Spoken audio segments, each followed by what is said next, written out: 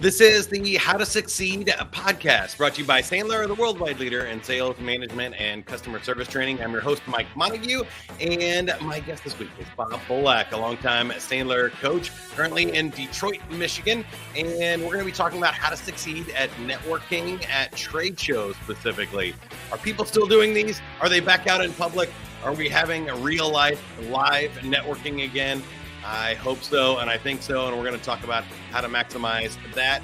If you haven't subscribed to the podcast yet, wherever you are listening or watching to it right now, click the like, follow, share this episode with somebody that you think needs to hear it, and we are here to help you out. So if you need to find a Sandler trainer or get some extra help, go to Sandler.com. Here we go. It's how to succeed at networking and trade shows. Bob, tell me a little bit about networking and specifically how we do this at trade shows to build our business. I want to start, Mike, with my own personal experience with it. And as you mentioned, I owned a Sandler franchise.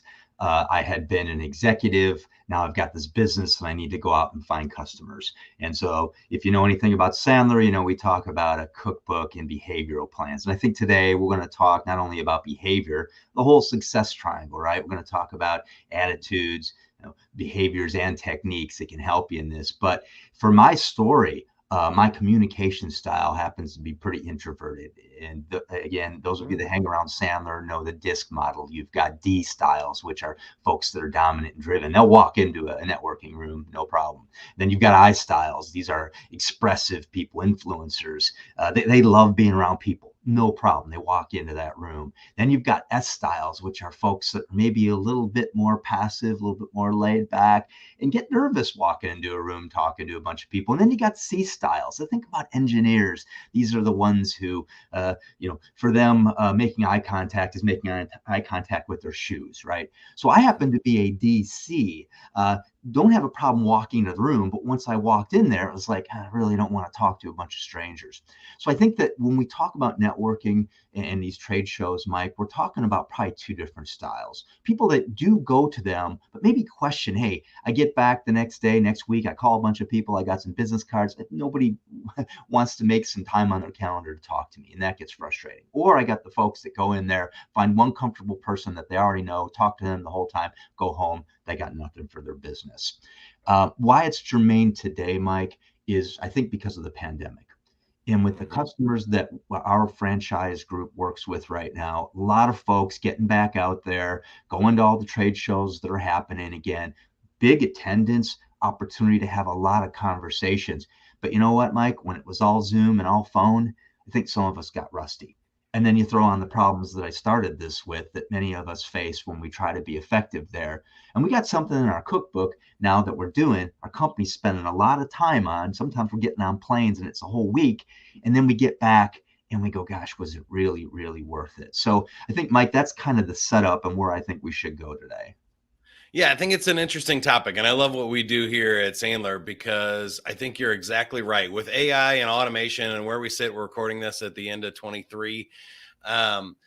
I think a lot of people want to outsource their prospecting to robots. They want to be like, just send a bunch of spam emails or just automate a sequence or something so that I don't have to do this, especially like you mentioned, the introverts. I don't have to reach out to strangers and talk about money or put myself out there and get rejected. And there's a lot of kind of attitudes around how do we avoid this hand-to-hand combat of networking and trade shows. But what I found in my career is that when everybody else is trying to automate it and market their way into leads, if you're the one that actually shows up and if you can be the one who can start these conversations, everybody else is trying to catch up to you because you're building real relationships versus these automated and robotic ones, or artificial ones would be a great term for it. So tell us a little bit here about the ideal attitudes of networking and trade shows. I do think they're back. I was just at HubSpot's Inbound and they had over 12,000 people. It was sold out live. They did not do a virtual ticket. They did not record the sessions. They were like, we're going to do this thing live. And it was super fun and re-energizing for me. Have you found the same thing? Well, let's start with when you talk about mindset, Mike. I think the traditional mindset is, hey, I'm going out to this show. I've got a loaded gun pointed at my head if I'm a salesperson because I got a retire quota. and I've got to, sell some people. I got to bring some business back. And there are selling trade shows, depending upon what kind of business you're in. But let's just pretend it's business to business. It's often not really selling there. But you know what? A lot of the people I meet there come off with having commission breath. And it feels like they're trying to sell me. And I don't think that feels good.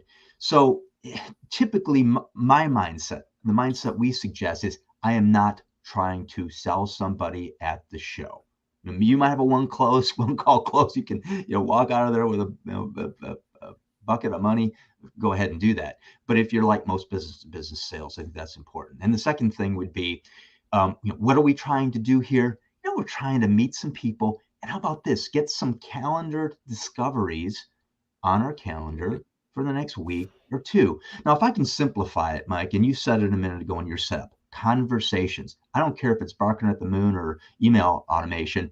The lifeblood for any salesperson is discovery. By the way, the discoveries usually aren't AI to AI. The discoveries are usually two people talking to one another. And if these networking events, depending if they're, a trade show or just a single, couple of hour event, we can get some really good fundamental information and then set that appointment. So mindset wise, not trying to sell anybody, only want to have some nice conversations, set some appointments. I love that. Two things there. The Sandler rule: when prospecting, go for the appointment. We don't want to try to get married on the first date. We're not trying to, be super aggressive at these trade shows. It's just open relationships, open conversations. And that's a great ideal mindset. I think also for me, the common misconceptions, I think, are that you could even go to sell. That a lot of times, especially if you're doing other types of networking like a BNI or a referral group, everybody goes to get referrals and to get clients. They don't necessarily go to give them or to buy anything. So even treating these events like they're anything close to a sales opportunity, for me, sometimes is a struggle. So I like to think about, how can I meet new people? How can I find some new opportunities if they're there, get introductions through them to other people? Or information is huge. They know things, like you said, discovery about their business. They know things about the industry. If you're at a nice diverse trade show, you can learn all kinds of cool insights and things that could help your existing customers, or introductions and what other people are doing for their opportunities, industry knowledge that creates better conversations. Is there anything else in the attitude bucket that you would add to that? Let me give you a couple quick things, Mike, and I'm actually going to borrow or steal from you and your dad. You guys had done a thing about journaling years ago. I still have the documents today. And so prior to a networking or trade show, I always journal. And here's a few things I'll write down. Number one, I enjoy meeting new people and having nice conversations with them. So for my introverted style, hey, no pressure, because I'm not trying to sell anybody. The second thing is, back to what you said a minute ago about reciprocity. Maybe my purpose to be there is to be able to help people. Maybe if I give there, the good karma in the universe is going to give some back to me. So my antenna is up to say, hey, how can I help these people as well? Now I don't have that commission breath. And then the other thing I would say is that as tempting as it might be, if somebody does become interested in me there, I want to turn that conversation back to them, because my job as a professional salesperson, Sandler rule, is to get information, not give it. So avoid rambling on about myself. Turn it back to them as quickly as possible. The last thing is, I'm curious, skeptical, and emotionally detached from the outcome of these conversations. If it sounds like they might be having some challenges or a reason for us to have a conversation in a way that I can help after this event, then maybe we should get our calendars out and get some time on the calendar. And those principles, I think, really get somebody's mind right to get the most out of this thing. Love it. Now, as we move to behavior, these are our goals, plans, and actions for these events. And I wanted to start with two things. One, the link is on the screen right now. We have an event coming up. So you can go to the Sandler Summit in March in Orlando. We have a new hotel location and an amazing agenda. I've helped put it together, but outside speakers from around the world, a lady that was a CIA operative in the Middle East, all the way to famous authors, and of course, your favorite Sandler trainers from around the world. So Sandler.com/summit. There's end of shameless plug. When we did the networking program, Bob, one of my favorite tips was knowing how you're going to start conversations and how you're going to end them really lets me feel like I can relax. The rest of it is an improv. If I can know what I'm going to say when I walk up to somebody and say, what part of the business world do you control? Or What do you love about your job? Something like that to start a conversation. That to me is easy. And if I know how I'm going to end it, one of my favorite lines is there anybody I can introduce you to here? And then it's kind of like a great wrap it up. I'm going to move on and talk to the next person. If you can get in and out of conversations, the rest is easy peasy for me. But what are some of your favorite behaviors here? Well, and let's talk about why that's so important, getting in and out of conversations. The average person out there, flies the thing, or they get in the car and they drive over there and they walk in, and Mike, they don't have a plan, talking about goals, plans, and actions. So this seems really, really simple, but I teach this several times a year to my customers. By the way, they have their whole staff come, not even just the people that work the thing. They have everybody come because everybody's out there networking, right? And they want their whole team to be able to do these things. So how many people do I want to talk to? If it's a 2-hour thing, during the 2 hours. If it's a lunch, the little networking before and after the lunch, and then who I sit next to. And if it's a multi-deal thing, how many days or how many people per day?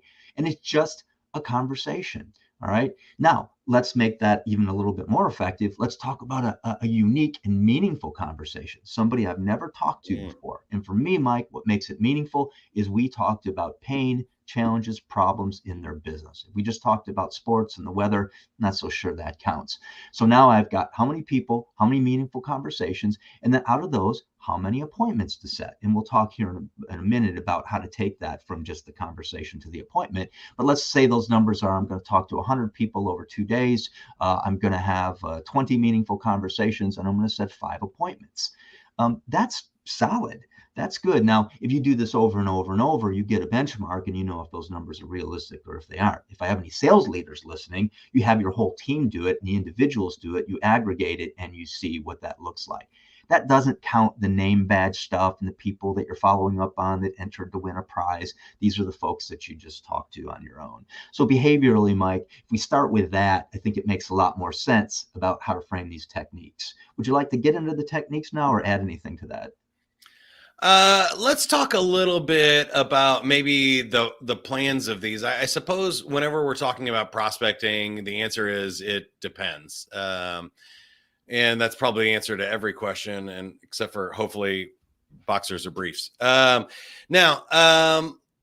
what I'm thinking is how much. And trade shows, I know people are thinking, is this a once a year thing for me? If I'm out networking, is this once a week? And when you're thinking about of this as your overall plan, is it something that you bank on, or is this something like bonus leads? I always kind of treat trade shows, events like this as bonus leads. And I'm doing my regular prospecting. And then if there happens to be a good qualified event where there's a whole bunch of my potential clients in it or a whole bunch of cool referral partners, then I get to go to one of those in a month or a quarter. Then that's kind of bonus activity for me. But when you're thinking about your behavioral plan, how do you work in networking?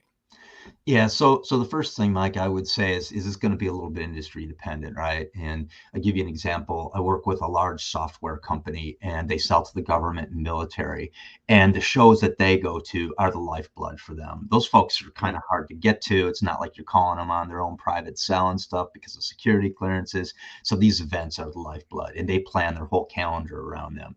This what we're talking about today is the most critical thing they do. And then I think, Mike, there's folks that might be kind of casual B2B folks, and they're making some outbound dials and they're asking for referrals and they've got an email marketing program. And then they layer some of these on the top, kind of like what you were talking about. But what I would say, Mike, is, depending upon which side you're on, I had a young salesperson come to me a few days ago and say, Bob, the cold calling's not working. I hate it. And I said, well, how many dials have you made? He said 1. So not a great, data set to analyze. I said, well, what you think would be better. And we talked about, for example, networking. So what my coach told me, and I love this, is he said, it doesn't matter how you're having the conversations. You must have the conversations. So find your sweet spot. For me, Mike, it was going out and giving talks. And then I would do some dials, ask for a ton of referrals, and I was able to build my business. And then I did some of this networking. So I think that the answer, Mike, to what you're saying is if you've got a deficit in the number of discoveries you have to back up and go, well, how many, new, unique, meaningful conversations am I having? And if there's a deficit there, you got to pick something. And if the things that you've picked ain't working, well, maybe you try this. And what's nice about this is you can control talking to people. When I dial, when I email, I cannot control talking to people. And with this, I can. So, last question here on this one is, how do you decide which trade shows or events to go to? As you mentioned, sometimes these are big investments, how many people we send, which ones we go to. Any quick guidelines or thoughts on, whether we write that check and spend our time or our week going to it or not? Yeah, let me go down the networking side. Of what I found was, the $500 a year membership groups weren't as bountiful as the $5,000 a year groups and memberships. So I found that pay to play puts you typically in front of folks that are maybe a little bit more qualified, and certainly you're showing that you're willing to sit, at the table. Not everybody has the resources to do that, but just consider that a free thing for anybody might not be as effective as something that's a little bit more targeted. Hmm. That's a good advice there. Okay, let's move to the technique bucket. These are our strategies, tactics, and any tips or hacks you have for networking at trade shows. Yeah, I think the very first thing, Mike, and you opened with it, how do I start the conversation? So, one of the things I love, and you used it a minute ago, is, oh, hey, Joan, what part of the world do you control? And let's pretend that she works at a financial institution. She says, oh, well, I'm the vice president of blankety blank at, blankety blank bank. What I'm going to say there is probably something to the effect of, oh my gosh, what an interesting job. I'm guessing as a VP, you only get to deal with the cool stuff. You don't have to deal with all the junk. Either the CEO or the folks working for you are dealing with that. Because I want to get into pain as quickly as I can. And then he or she will say, are you kidding me? And try to walk a mile in my shoes. And at that point, game on. If you know Sandler training, it's, well, tell me a little bit more about that. And we got a pain funnel going. The other thing that we might say there, when she says, yeah, I work at such and such bank, I'm a VP of sales, and she might say to me, oh, Sandler training, what is that? This is the trap I want to avoid. If you're taking notes, everybody write this down. It is called the turn the focus question. And you just give a real quick response and go right back to them. And it might be something to the effect of, well, I'm Bob Bolak, work with a training company, and it's actually kind of boring, not as exciting as the world of finance and banking. Tell me what's going on in finance and banking these days. I'm reading so much about we're in a recession, we're not in a recession. What are you hearing? And I just want to get her talking. And what you'll notice there, Mike, is no time on me. Now, what typically will happen if I can get some pain out on the table, and this is a whole other podcast. By the way, we have a lot of podcasts, how to succeed at getting pain out on the table. Go and search those and listen to those. By the way, subscribe if you haven't already to this podcast. But she's going to come back to me at some point. She's going to say, Bob, I've been talking. I should ask you, a little bit more about what you do. They almost always do that, polite people. So here, everybody, is where you want to have your pre-prepared 30-second commercial ready to be able to share at that point. We don't have time to get into that. And I do believe there is a How to Succeed podcast on that, lots of Sandler resources, but essentially it's, hey, well, Sandler Training is a global training organization, and we tend to work with organizations like this and that and the other thing. Now, based on me meeting her, I'm going to say something to the effect of, a lot of the VPs in the world of finance, they're coming to us because, and then it's pain 1, pain 2, pain 3. Joan, you seem like you really have your act together. Maybe none of those things are an issue for you. If I delivered those pains well, Mike, she's almost always going to say either all of them or she's going to pick one. And again, Sandler trained, 3 magic words. And tell me more, Joan. And then we get into that conversation. Love that. That's really good stuff. I think you're right. Sometimes people jump in and they play really easy, and sometimes they don't. So I love those frameworks to jump in either way. And another one that I've heard recently that I like too is the past, present, and future is always good too. If you feel like it didn't jump immediately into an interesting conversation, again, you mentioned earlier, rather than talking about the weather or the latest football game or whatever happens to be going on, the speaker or something, making the conversation about them, what they do, and your business is great. So you can say, in the past, how did you get into this business? In the present, what's going on in your world? What's new, fun, exciting? And then in the future, what do you see the biggest changes in your industry for the next year are going to be? And if you have just some really simple frameworks like that, you can almost always come up with a question for any industry or any person you run into. And I think those techniques really help. What else did you know, our happy-go-lucky folks with the gift of the gab think they don't need that, Mike. But when you said framework, it was super important because all of us, if we go into this thing with structure and a plan and we just stay to the script, we get better outcomes. We've tested it and we've measured it. So I love how you called it a framework. Even if you are a fly by the seat of your pants person, try to systemize it. Well, I absolutely, and I not to pull the curtain back on my magic here, but we've done over 600 episodes of this podcast with three basic questions: what's the attitude to have, the behavior you want to do, and the technique you're going to use. And when you have that framework, I can show up. I don't have to do a lot of prep. I don't have to do a lot of guest research. All I can do is ask those three questions and then follow up and improv off of what the answers are there. And I feel like networking is often, and cold calls and sales calls and discovery calls, all the same way. If you know how you're going to start, if you got a few framework questions in the middle and you know how you're going to end, you can handle everything else. That one's my favorite for sure. For sure. Anything else you'd want to add?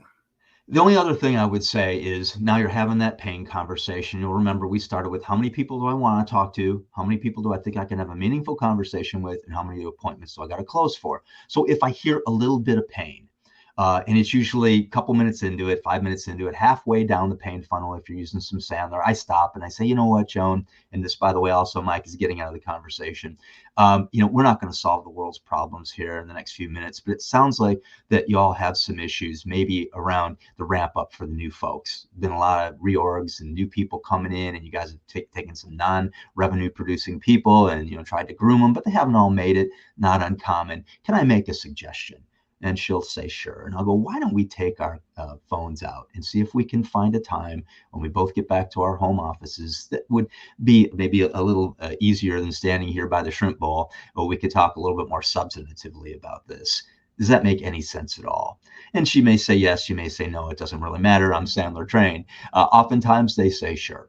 And then we schedule the appointment and then, check, I got it done. And that just leads me to the last thing in technique and really putting a bow on the whole success triangle is to evaluate how I did. And if I'm staying in a hotel, I go back to the hotel room that night. I tally up my conversations. How did I do? Any lessons learned? Any things I need to tweak for the next day with my technique and my messaging? Set some new goals if I need to get back and do it again. If it was a single day event, same thing. And now I have a benchmark and I know what good performance is. And as you know, the point of the success triangle is being able to diagnose, do I have a behavior problem? Do I have a mindset problem / attitude, or do I have a technique problem? Now, either using my mentor and or coach to help me and or just self-management, I can make some adjustments. Love that. I'll add on to your follow-up there with how are you following up? How are you scheduling what you're going to do with all these business cards or names and stuff that you did? I always try to connect right on LinkedIn before the day's even over, so they still remember who I am. Sometimes if you wait a week and they met 100 other people there, they're not even going to remember, where did I meet this guy? Who is this again? And dive into that conversation. Hopefully you're a little bit more memorable than that, but sometimes we're not. And sometimes I've had a back and forth 3 or 4 times over LinkedIn throughout the next 2 or 3 days of the event. And then I run into somebody again at the lunch or on the way to the airport or at the airport or something. And you're like, oh, hey, we're following up and I've already got them information and we're already moving things forward. I think if you wait, that's a mistake. But I did have one other question for you, which is, I think we kind of skipped where we have these conversations. And I'm interested just in your experience. Do you like being at the booth? Do you like not having a booth and walking around to see everybody else's? Do you go for the big groups of people or do you go for the wallflowers? I find all of them a little bit different, and I usually kind of do a mix of all of the above. What about you? Yeah, it's a really good point. I think back to the communication style. If I am the person that tends to hang around the exhibit space and, I want to grab my phone because I don't want to talk to people, it would be in my best interest to do what David Sandler said, which is do the thing you fear the very most and will become your greatest asset. And that's to get out of that darn booth and walk around and start meeting some people. And I think that's pretty disarming, right? Because you're not at the booth. Let's face it, when you walk into a booth, that person's job is to try to, if you're not Sandler trained, persuade you to do business with them. And so that turn the focus question is even more important if you are at the booth. So I think, Mike, I would probably distinguish a little less on how I'm where I'm talking to them, but how I might change that technique up just a little bit. And to remember, in the booth seems safe and easy, but a lot of times somebody wants the refrigerator magnet, or they're just have interest, which, by the way, Sandler trained, interest is the lowest buying motivation there is, right behind pain in the present, pain in the future, gain in the present, and gain in the future. So technique, I think, is probably more of the answer than who, because I just want to talk to a ton of people.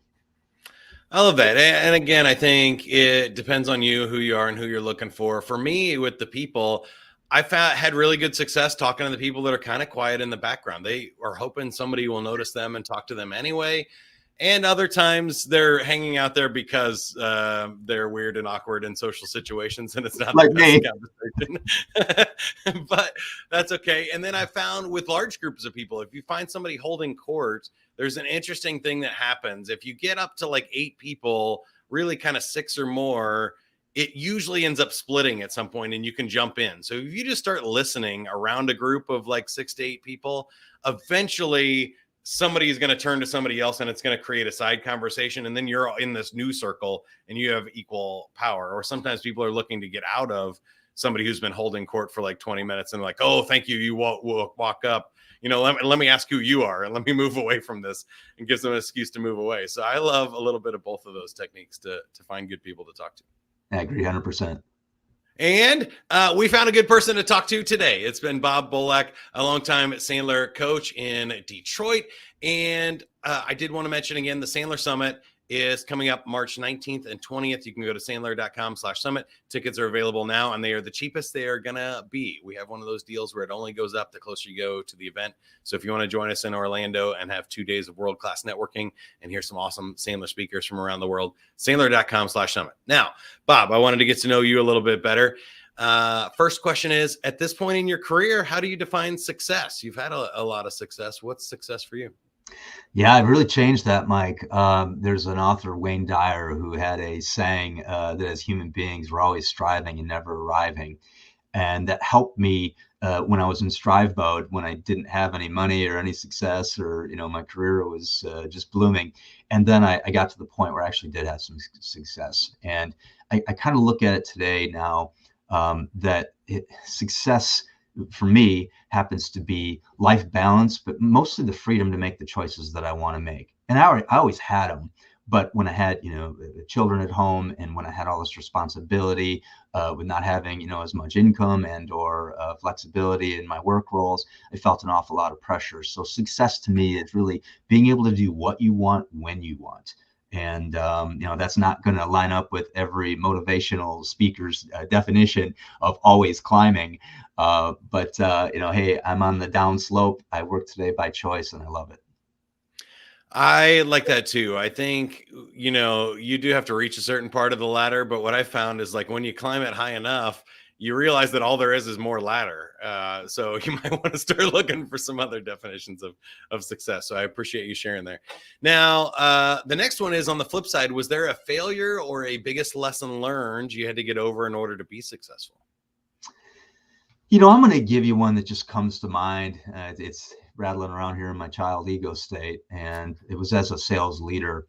And I violated the confidence of one of my salespeople. She told me something in confidence, and I didn't handle it correctly. She basically said, "Hey, I'm looking for a new job." Well, I went to our boss and I said, "Hey, Margie's looking for a new job." And then he went and talked to her, and then she came and chewed me out and said, "I'll never be able to trust you again." And she left soon after. So as a sales leader now, what I tell people is I say, "Hey, you can tell me anything you want. But just know if it potentially could cause damages to the company, then I have to disclose it." So this was using an upfront contract, Mike, of saying, we have confidence between us, the things that we share, only if it doesn't violate these principles. And so using upfront contracts to set boundaries is kind of the big lesson there. Interesting. That's a good one. Now, this is a tough one, and I didn't warn you about this one yet, but do you have a favorite Sandler technique, Sandler rule, tactic? Oh my gosh. That's like saying, what's your favorite Beatles record or Beatles song? Yeah. I guess one that comes to mind for me is there are no bad prospects. There are no bad customers. There are only bad salespeople. There are only bad sales leaders, because it reminds me of the power that I do have to use the success triangle to work my way out of any problem and empower myself to get what I want. I'll give you a second one. If you want to see the future, bring it back to the present. That baffled me for a long time until I realized what it meant was that the actions I take today shape what I have tomorrow. So if I don't go to the gym today and I'm flabby, all I had to do was go to the gym today. And I'm saying if I look in the mirror, 3 months from now and I'm flabby, in anything in life. So what I do today seems inconsequential, but it totally shapes the tomorrow I want. I'm a big vision board guy, and I know exactly what I want. I know exactly what it looks like. I know exactly what it feels like, but I must do those behaviors today if I want those things. I love that. And speaking of vision boards, I think we've had your wife on. Jamie Bolak did a vision board episode as well. So if you haven't checked out that one, you can search for that in the How to Succeed podcast. And if you haven't ever been to a Bolak vision board session, reach out to Bob and make that happen this year. We got goal setting coming up around the corner, but it's never a bad time to do that as well. Thanks again. And if you need more information on Sandler, go to sandler.com. There's a whole bunch of other free resources, white papers, webinars, and our virtual events. And if you don't have a Sandler trainer, you can click on find a training location. And there is one near you, over 200.